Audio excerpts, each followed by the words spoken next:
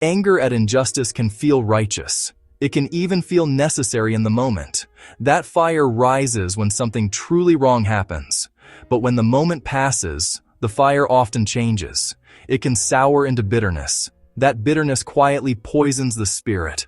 Scripture speaks directly to this experience.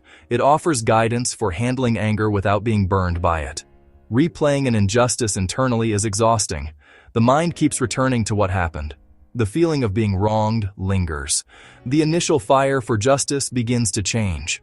It becomes cold and heavy. Resentment slowly takes root. This cycle leads to guilt after an outburst. It strains relationships over time. It feels like a trap that is hard to escape.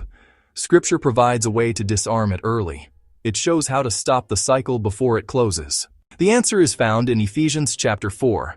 Scripture speaks with balance and clarity. It tells us to be angry and not sin. It warns us not to let anger linger. It cautions against giving the enemy influence. This command carries wisdom and restraint. It allows emotion without surrendering control.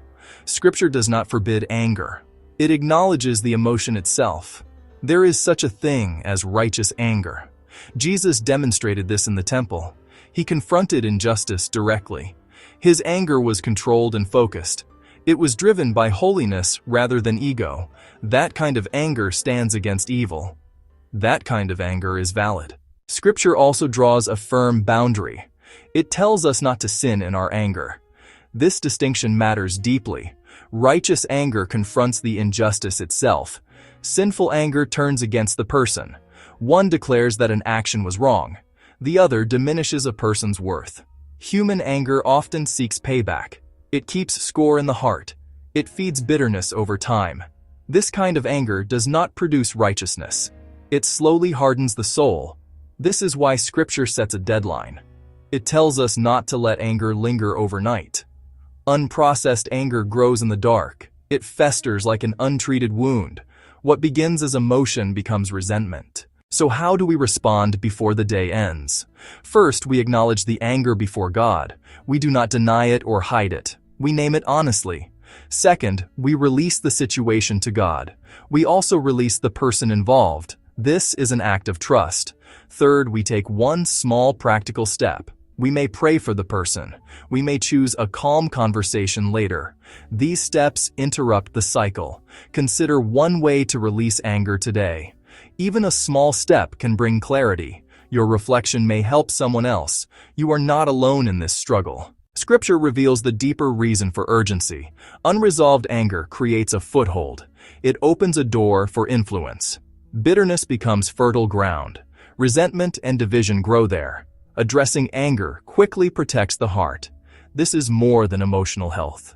This is spiritual warfare. The strength to meet this deadline does not come from willpower. If it did, we would already be free. The power comes from the gospel. Scripture calls us to forgive as we have been forgiven. Christ forgave freely. He forgave completely. He forgave while we were still enemies. When we grasp that forgiveness deeply, our hearts begin to soften. We gain the ability to release others. We forgive because we have been forgiven. So we ask God to guard our hearts. We seek righteous anger without sin. We ask for grace before the day ends. We choose forgiveness over resentment. We place every hurt in God's care. We trust Him with what we cannot carry. If you found encouragement in this message, please like and subscribe to stay connected. Comment below. Let us know what stood out to you, and remember, there's always room at the open table.